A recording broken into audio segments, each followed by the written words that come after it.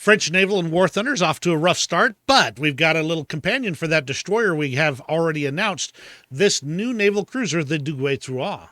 So let's take a look at what's coming your way in War Thunder. By the way, I'm Old Dead Man, your host. Welcome to War Thunder's website.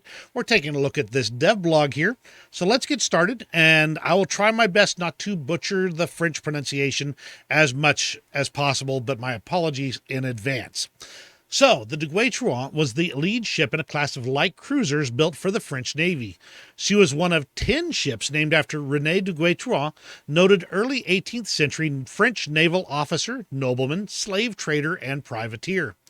The ship was an improvement of a 1915 design, adding more speed and firepower to the match British and American cruisers. She was commissioned in 1926, then immediately began service. The Duguay-Trouin cruised the Mediterranean, sailed to Indochina, and safeguarded neutral shipping during the Spanish Civil War. During World War II, the Duguay-Trouin patrolled the Atlantic and Mediterranean until the French surrender in June 1940, then was disarmed by the British and French admirals involved.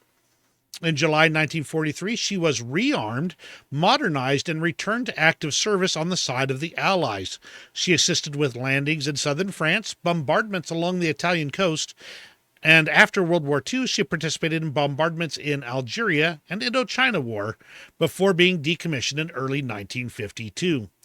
Duguay-Trouin will be joining War Thunder in her late World War II configuration. She'll be 181 meters long, 17.5 meters abeam, 6.1 meters draft, and weigh in at 7,249 tons standard displacement.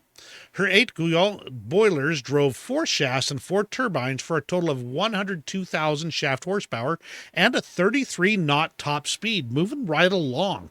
She was armed with 8 155mm main battery guns, 4 75mm anti-aircraft guns, 6 40mm anti-aircraft guns, and 20 20mm guns.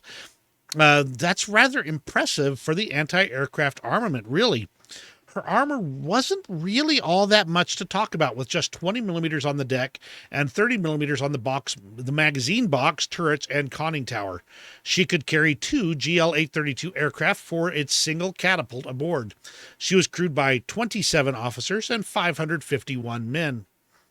In War Thunder, the Duguay-Trouin will begin the new French naval tree, coming in future updates, as a premium Rank 3 blue water ship sporting her excellent primary battery, great mobility, excellent AA, and its scout plane.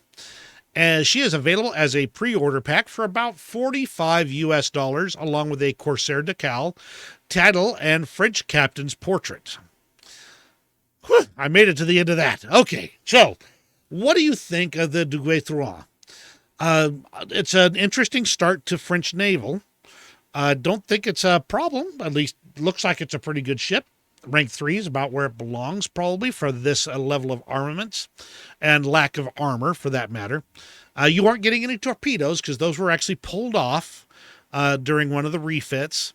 But, overall, not a bad little vessel, especially with that speed and agility. Speed and agility really makes a big difference in naval, especially as you're, dodging behind the islands to avoid getting shot.